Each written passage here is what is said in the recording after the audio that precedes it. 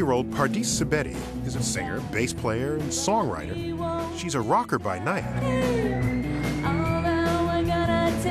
Come morning, Pardis plays a different tune.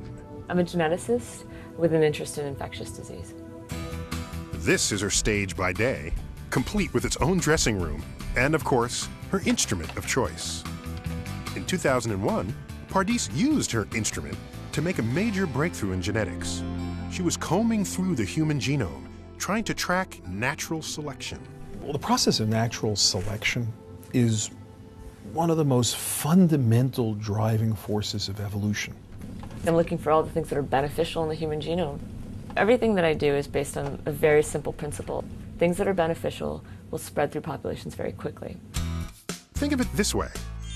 In natural selection, our DNA, our internal blueprint, constantly mutates, and some of those changes help us to survive in our given environment. Those beneficial changes will be the ones that get passed down to future generations. If an advantageous mutation should occur, something that might protect you against a disease, for example, you'll leave more offspring, and your offspring will leave more offspring. And sometimes, a genetic mutation will allow you to take advantage of a new source of food. For example, cow's milk. Thousands of years ago, most adults couldn't drink milk without getting sick.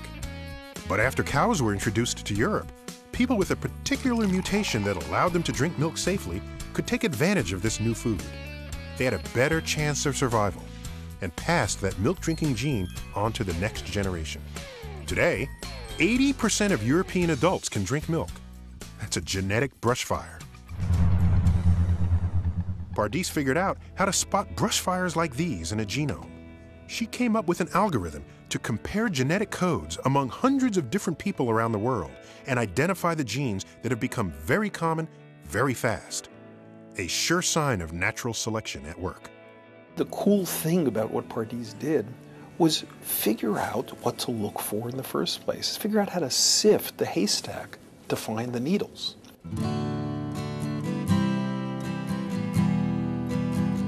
And this idea has created a little brush fire of its own. And Pardis's idea has been picked up by many, many groups now. It's now considered a routine tool for scanning the human genome to understand evolution. A female rocker who was born in Iran and is now a genetics professor at Harvard. Pardis is her very own mix of a new generation's sensibilities with the old generation's credentials. I don't manage my time well. I don't think I do anything special. It's just I stick around things that I love. When Pardis was only 2 years old, her family was forced to leave their home in Iran because of the revolution.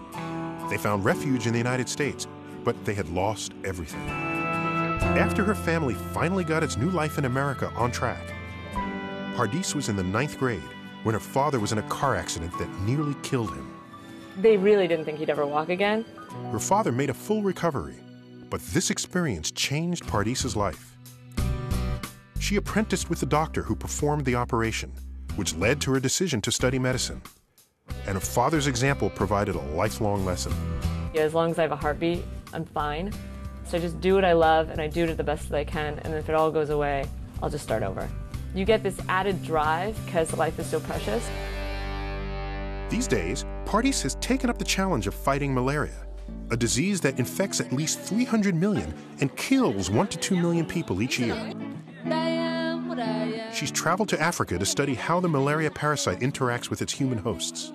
And, just like the human genome, the genome of this parasite, spread by mosquitoes, has now been mapped.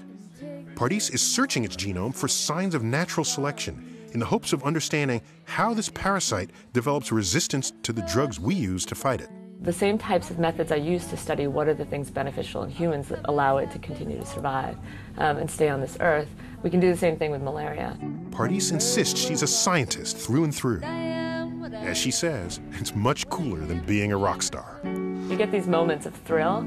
There you are at 3 in the morning and you know something about how we evolved that nobody else in the world knows. That's a thrill of discovery. You make this breakthrough and you find something. It's this wonderful, wonderful scavenger hunt when you got to the end. Like, it's just so great to be a scientist. As I